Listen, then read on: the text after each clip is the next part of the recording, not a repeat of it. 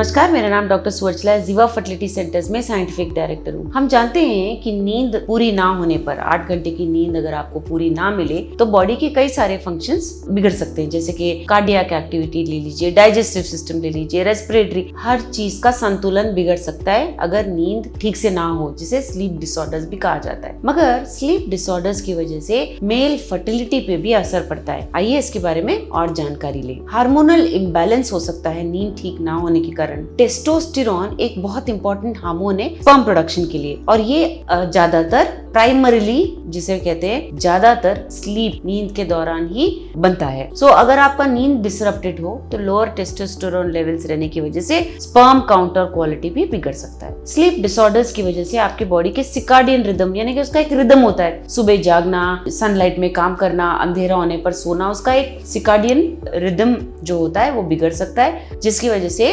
Regular release, hormones का regular release भी बिगड़ सकता है। ना केवल रिप्रोडक्टिव हार्मोन्स, बट थायराइड ले लीजिए, प्रोलैक्टिन ले लीजिए, आपके जनरल वेलबींग के लिए भी ये अच्छा नहीं होता है। यही नहीं, इन सब हार्मोन्स का आपके रिप्रोडक्टिव हार्मोन्स पे भी इफेक्ट होता है। इसीलिए प्रॉपर स्लीप बहुत जरूरी होता है। नींद ठीक ना होने पर स्ट्रेस और एंजाइटी भी ज्यादा हो सकता है। स्लीप डिप्रिवेशन, यानी कि नींद ठीक से ना होने की वजह से स्ट्रेस हार्मोन्स का लेवल बढ़ जाता है, जैसे कि कॉर्टिसोल। हाई कॉर्टिसोल लेवल्स की वजह से टेस्टोस्टेरोन ठीक से रिलीज नहीं होता, क्योंकि उसके रिलीज से प्रोडक्शन में कॉर्टिसोल इंटरफेयर करता है। बाकी हार्मोन्स में भी ये जो कॉर्टिसोल होता है, इसका नेगेटिव इफेक्ट पड़ सकता है, जिसकी वजह से स्पर्म प्रोडक्शन भी कम हो सकता है। अगर क्रॉनिक स्लीप प्रॉब्लम से, यानी कि बहुत लगातार आप ठीक से नहीं सो रहे हैं, तो आपको एंजाइटी हो सकता है, डिप्रेशन, ये सब होने की वजह से फर्टिलिटी कम होने के चांसेस होते हैं। स्पर्म क्वालिटी भी ठीक नहीं रहता। स्पर्म, ये देखा गया है कि स्लीप डिसऑर्डर्स जिसमें होते हैं, लो स्पर्म काउंट होते हैं, रिड्यूस्ड मोटिलिटी, मोटिलिटी यानी कि स्पर्म का एबिलिटी अंडे तक पहुंच पाना,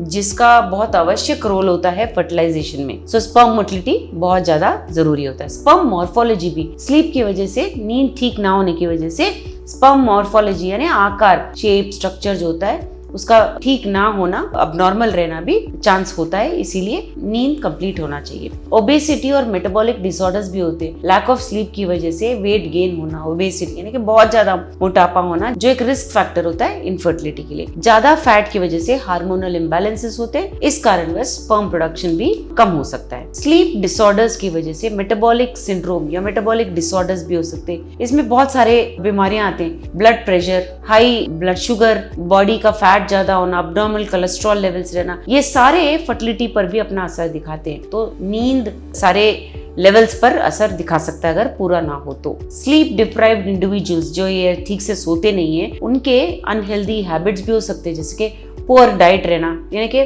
कभी भी खा लेना, ज्यादा फ्रीक्वेंसी में खाना, एक्सरसाइज ठीक से ना कर पाना क्योंकि थके हुए होते हैं, स्मोकिंग, एक्सेसिव अल्कोहल कंजम्पशन, ये सब हो सकता है, जिसकी वजह से फर्टिलिटी पे असर पड़ सकता है। तो आप देख सकते हो कि नींद ठीक से ना होने की वजह से, ये तो आपने बहुत सारे वीडियोस में देखा होगा, पढ़ा होगा कि नींद ठीक ना होने से बहुत सारे बॉडी के फंक्शंस ठीक नहीं होते, लेकिन फर्टिलिटी पे भी, स्पेशली मेल फर्टिलिटी पे भी इसका असर देखने को मिलता है। इसके बारे में और जानकारी के लिए अवश्य जीवा फर्टिलिटी सेंटर्स आइए। धन्यवाद। हमने इस वीडियो को बनाने में बहुत मेहनत की है, जरूर हमें सब्सक्राइब और लाइक कीजिए। Thank you.